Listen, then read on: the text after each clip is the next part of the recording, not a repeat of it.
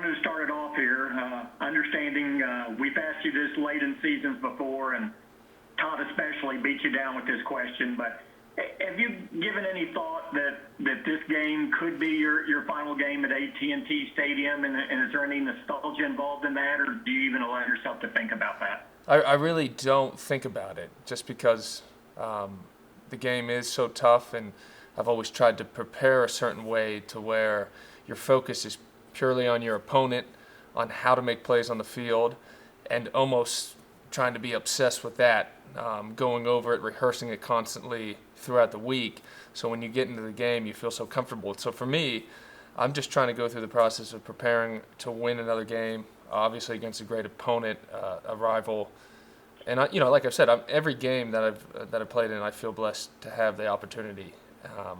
Being injured, being out before, especially during this tough season, having an opportunity to play is all I focus on because of how lucky I am.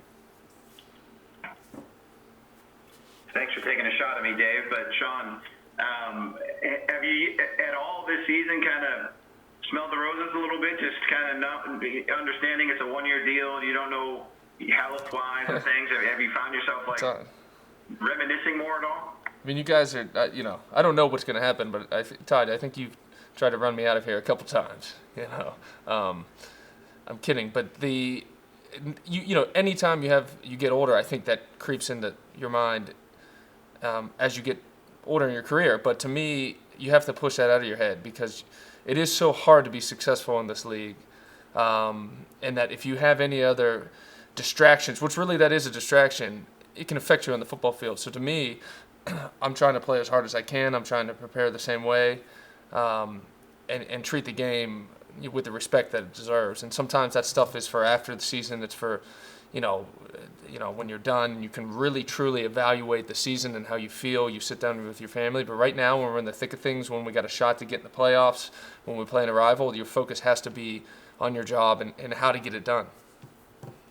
How tough has this year been for you, not playing early, and then when you have played, you haven't played a lot. It's kind of just a different role for you with this season. I obviously it's been different because it's having surgery in season and then coming back from it is something that, even though I've had a lot of surgery and been out a lot because of injuries, it's the first time I've had one in season and then come back. I'm proud of how I've fought and how I've gotten better throughout the season and how I've tried to help in different ways, whether on the field and off the field.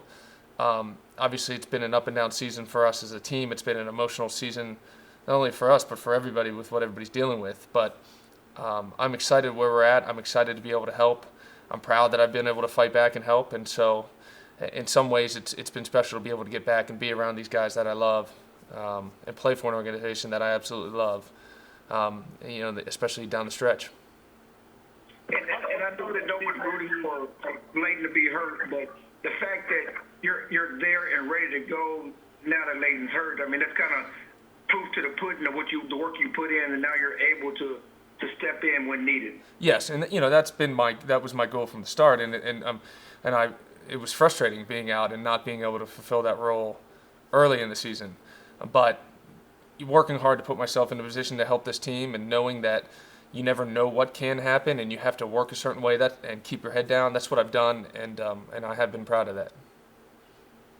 How close are you physically right now, and do you feel you could go 50-plus snaps if that's what they require of you on Sunday? This is as good as I've felt. I feel good. I've gotten better every single week since I've gotten back physically, and each week I've been able to have more reps at practice. Been able to play a little bit more in different games, and I feel really good.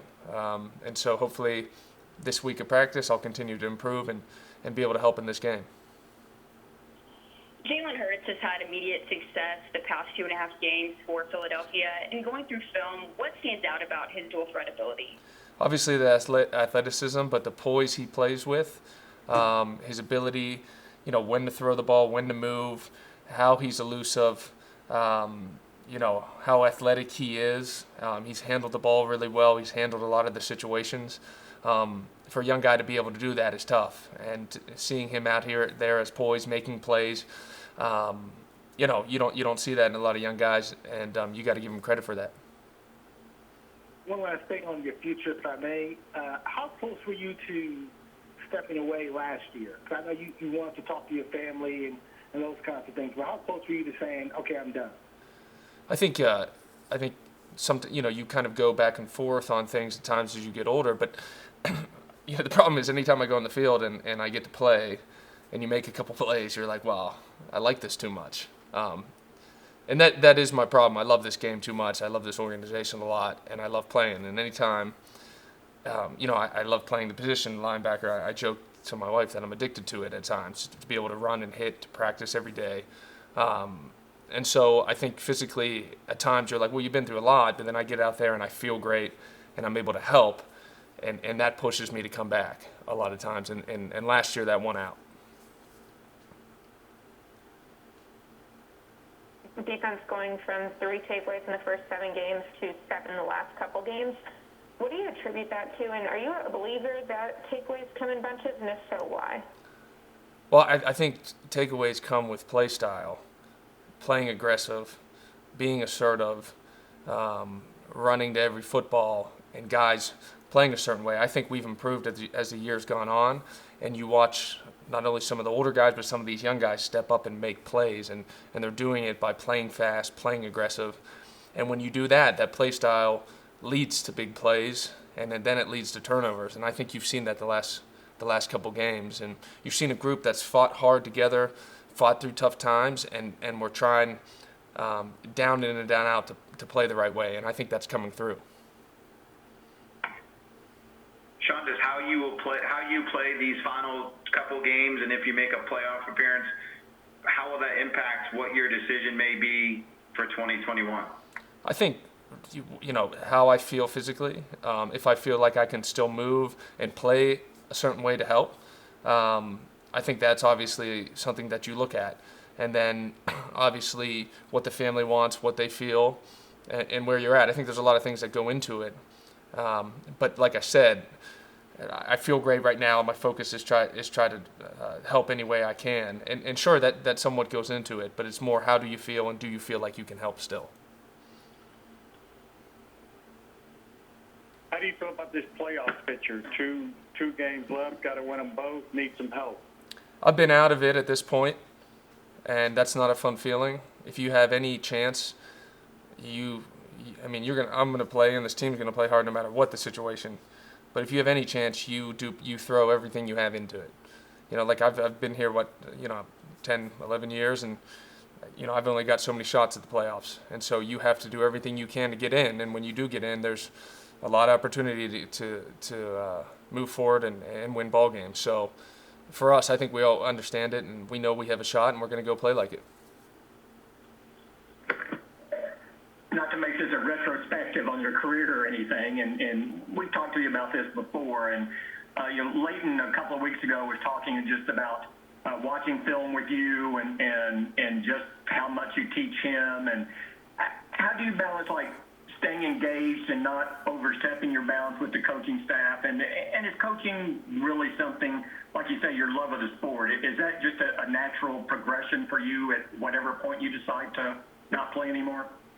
I think first, I've always, part of why I've tried to help is because I've been out so much, and you don't feel like you're part of the team when you're not helping. And so if I can help in any way, if I can help a young guy make a play in a game or help him see things that can help him play a little faster, that was always my way of still being involved with the team.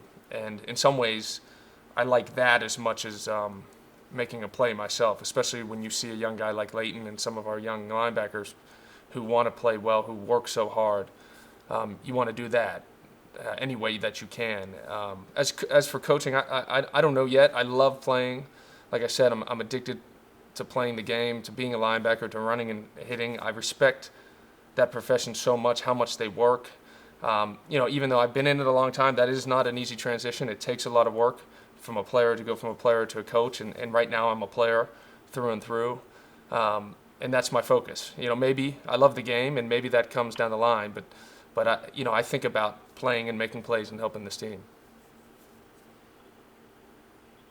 As a defender, how much film is the right amount of film in terms of over the course of a week leading up to the game on your own time. How much is the amount, and how do you establish a culture so that everyone on their own time is putting in what they need to do so they can give the team the best chance to win on Sunday? I think you try to find a formula on how much film you watch. I think there's always, for a linebacker, been a balance. For me, I'm watching the team. I understand what they want to do, but I'm also studying our defense, what my assignment is. So I'll go from film to the playbook, and that'll change week to week. Sometimes I feel like I need more film. I just don't feel that comfortable with how they're going to attack us. And then there's some weeks where I'm like, I want to make sure all my progressions within this defense are perfect. So I'm going to focus much more on the base playbook this week and clean some things up that maybe I wasn't as clean on the week prior. I know this. You should be spending most of your week preparing and making sure you're ready and you have that confidence going into the game. It's different for everybody, but I think most of us work to have that formula week in and week out, and it takes a lot of work. There's no question. Tom noted that previously in the week that there's no guy that studies football more than you. Many players and coaches have echoed that over the years. Where does your drive come from, and how much pride do you take in the film study and the mental preparation of the game?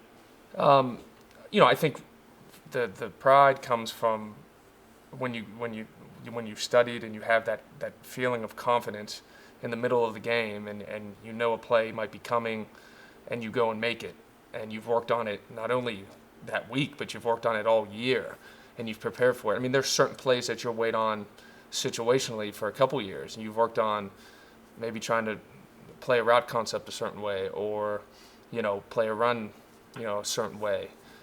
So there's definitely pride in being able to execute that on the field, and that's something I've always loved. I think that the combination of putting that work in mentally and physically, and that showing up and then help your team win, and for me it's about my teammates and helping us win. I've always I want to win the championship in the worst way. And whatever I can do to accomplish that was part of it. The work, the sense of urgency week in and week out, anything I can do to help us win and get us to where we can get to that championship, that's what I was obsessed with. Sean, Leighton has battled injuries here the last couple seasons. Obviously, you've had your share of them as well. What are the things that you tell him to not worry about, to focus on, how to deal with it, so it doesn't become it doesn't become the narrative on him as he goes forward in his career? Yeah, I mean, I try to talk to him all the time of don't ruin a future opportunity with how frustrated you are right now. I did that stretch in 12, 13, 14 where I did the toe, I did the neck, and then I did the ACL in OTAs. And after that one, I was for a while, I was frustrated. I was bitter about all the injuries. And going into 2015, I had, I was probably not in the right place mentally.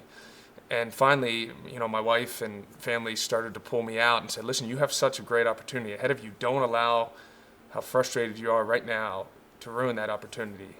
And luckily, I was with the trainers and everybody, I was able to come out and have a good 2015 and have my best year of my career in 2016. But I really think, had I not had that mental adjustment, I don't know if I would have had those 2 years, and they were special. And so I try to remind him that, hey, you're going to have a great career, so much opportunity ahead of you.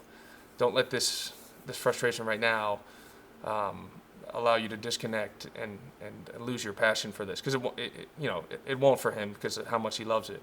But man, when you're in it, it's tough to deal with, and you have to focus on how lucky you are and what you have in the future.